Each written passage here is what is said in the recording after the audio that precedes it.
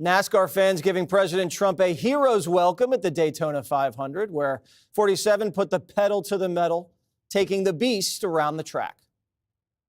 This is your favorite president. I'm a big fan. I am a really big fan of you people that you do this. We have spirit all over the world, this spirit again. We brought it back, and it's been less than 4 weeks. So you'll see what we do in a little period of time. It's going to only get better, but this is very exciting. So Daytona was fantastic. The crowd was amazing. The people love that sport, and they're wonderful people that run it.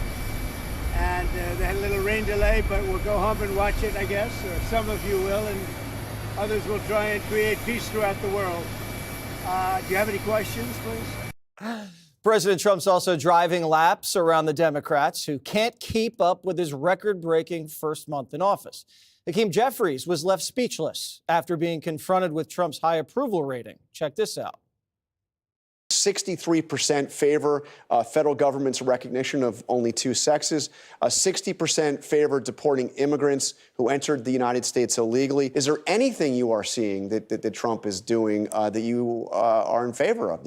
Let me say, as it relates to all of those issues, we're just at the beginning. The price of eggs is skyrocketing out of control. Inflation is on the way up. That was the core promise that's been broken. With respect to immigration, listen, we have to secure the border. Judge Janine, we'll go to you to talk about the Daytona 500. I know you like to put the pedal to the metal. It's good to see the president out there at an event like this. We haven't seen Joe Biden do something like that. You know, when I saw the president, when all of us saw the president at the Daytona 500, I couldn't help but think what it was like. Remember during COVID, we all wanted to leave our homes or our apartments, and we wanted to go out, and we wanted to go to the movies, we wanted to do something public. And then that movie came out, Top Gun Maverick with Tom Cruise, and we felt like it's America again. You know, we're out there and we're flying jets. Well, you know, I had the same reaction when I saw the president in the Beast on the racetrack there. You know, it was Donald Trump. It was, you know, full throttle. And, you know, we came out of the doldrums. You know, 4 years of dark Joe Biden not moving. He got elected behind a mask. He got elected hiding in the basement. And we're seeing the president at the Super Bowl, at the UFC, at the Army-Navy game, and now at Daytona. It's not even 4 weeks yet. It's 4 weeks today. But, you know, the same spirit of America that brought us out of COVID when we were so excited is what I'm seeing now. He's energetic. He's vibrant. He's nonstop. He's the kind of president who is not scared. The guy took a bullet. He's not scared to walk out in public. He was at the infield. He was in public there when he was talking to the press. And we should be, I think, so grateful that he won, that we now feel energized ourselves. And I have to tell you, there's one cute little story there. Carolina, who was with her grandfather, President Trump. I guarantee that in a couple of years, she's going to be driving the Beast. That little girl that the president was holding hands with is the toughest, strongest, fiercest little girl I've ever met. And I'm loving what I'm seeing. And, you know, the interesting thing is the president is turning these things into his own rallies. Yeah, you got a crowd of what, almost 500,000 people baked in, Greg. Did you watch the Daytona 500? Absolutely. You know, if Joe had done that, it would have been in a hearse and the blinker would still be on. Of course, if it was Kamala, they'd stop for a roadie. Trump has essentially destroyed the Democratic Party, but before that, he also destroyed the Republican Party. So all the Dems are experiencing is what we already went through. You just need to admit that. Sometimes I just want to shake the remaining sane Democrats and saying, what are you? Because right now, for the last 8 years, you were anti-Trump, and that's not doing any good. You've indulged the whims of deranged activists for 8 years. That didn't work. And your whole hoax matrix has imploded. Look at how quickly the Pete Hegseth hoax just imploded. He's drinking at the podium. That thing was gone before it had any traction. So I said this on Friday. I'm going to keep saying it. My new role here is to give Democrats advice because we get the most viewers. Rather than trashing them, I'm going to help them. because that's the kind of person I am. You as are. you Really know. are so nice. First of all, the Dems have to let go of what's killing them, which is obviously the remaining wokeness. And I go back to my zombie analogy. In every zombie movie, the hero struggles against becoming a zombie, when in fact, if he just lets the zombie bite him, it's over with. The zombies leave you alone, and you can work your way up the zombie ranks, become a zombie bureaucrat, get a good zombie consulting fee.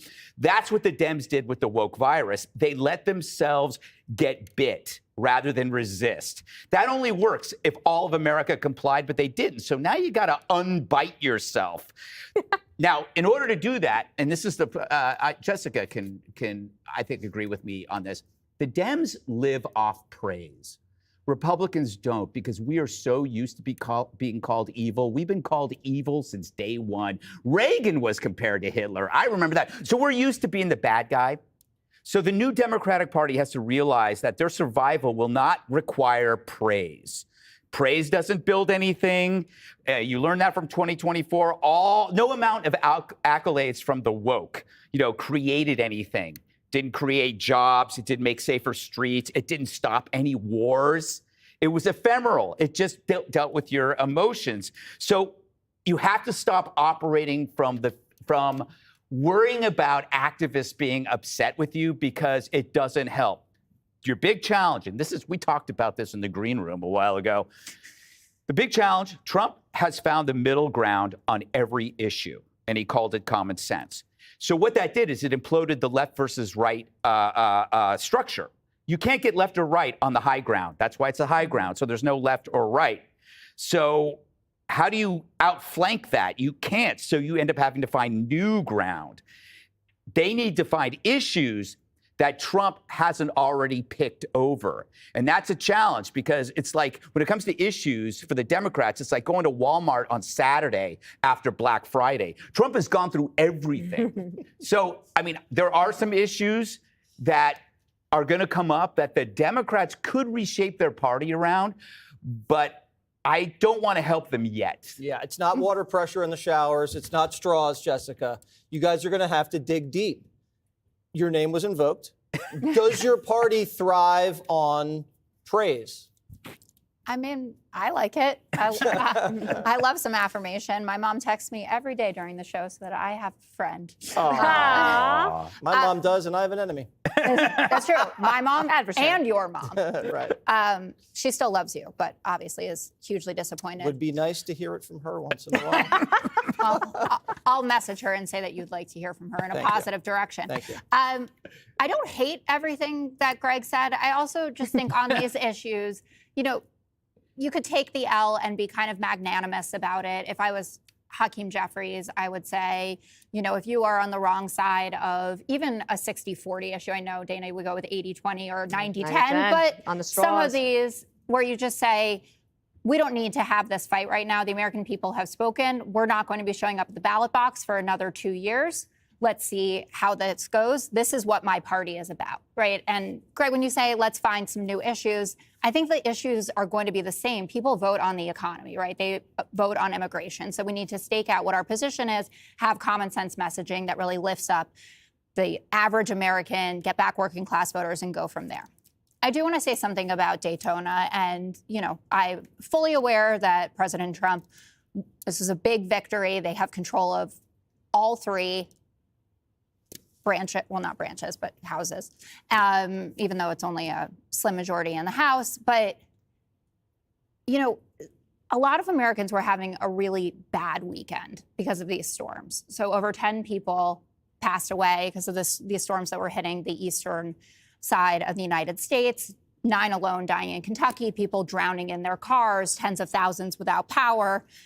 President Trump signed the emergency declaration, but he didn't, as far as I know, put out a statement. He didn't go out there. He's not going to meet the families, as far as I have heard. And you say, if Joe Biden had done this, if Joe Biden had shown up at the Daytona 500 while there were people living under emergency declarations and passing away in Georgia, a tree fell into a guy's house and ended up killing him. Do you think this is a fair comparison? Oh my God. That you're Why? taking? Oh my you're taking. God. This is not a a hurricane event. You're talking about storms. So he needs to respond to every single death? No. Then he wouldn't be president. Well, he needs to, I think, say something when the whole point was criticizing Joe Biden for absolutely everything that he ever did. I mean, you he said never that did anything. Start with really? North Carolina. That's not true.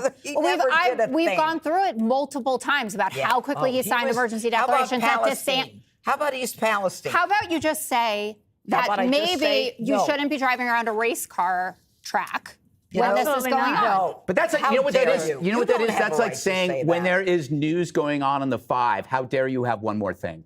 You know, when people go, oh my God, the economy's in good, and they're doing a pet segment. No, we also do 57 minutes of everything else. Trump does so many things in a day that him driving around in a car doesn't even amount to 1%. Dana P. And they had already done the disaster declaration. I don't think anybody in Kentucky thinks that they're not doing it, not going to be there for them. They're the ones who went into North Carolina in the first week of the administration because the Biden administration, they felt like they had been left behind. I don't want to talk about that because I think it's a ridiculous thing, especially East Palestine. They never went. And then it became a whole issue if they never went. And we didn't say that it was not okay for him to go ahead and like ride his bike at the beach. We do a show every Monday morning. So that means on Sunday, you have to look for material for what you're going to talk about in the morning, like what's the news of the weekend. In the last 3 weeks, we've been able to say, wow, Trump did this and he went to that. And now we have NASCAR. And then also, oh, you know what? He's going to do tariffs and he's doing something else. And there were raids in Colorado. And then it's like there's so much news. The visuals of what this White House is doing are so important. And it's such a contrast. Think about flopping on the beach for 4 days. Think of the fact like falling off a bike. Like all of those things are the visuals that stick in your mind. And for the younger people who are now thinking, oh, let me give the Republican Party a chance, might be the first time in their lives that they ever felt positive about America, that they are enjoying patriotism. So you've got the hockey game Saturday night. I was like, wait, what is this thing again? I'm like, well, I don't know, the big hockey game. And everybody's watching it, and everyone's into it. And we had lots of different generations at this one party on Saturday night. And I was looking around going, America can feel like a great place to be. And you need a little bit of leadership. You don't have to be obsessed with your government. You just have to feel a little bit of that positivity. The Democrats have shown that they're on the wrong side of every issue. Now, all of a sudden, Hakeem Jeffries is worried about egg prices. Yeah. I mean, the thing is that on inflation, my last point here, I know we're running late.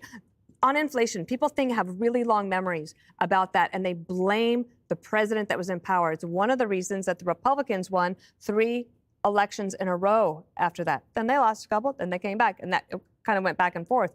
I don't think people are going to forget the inflation issue because it's still hurting them. And more.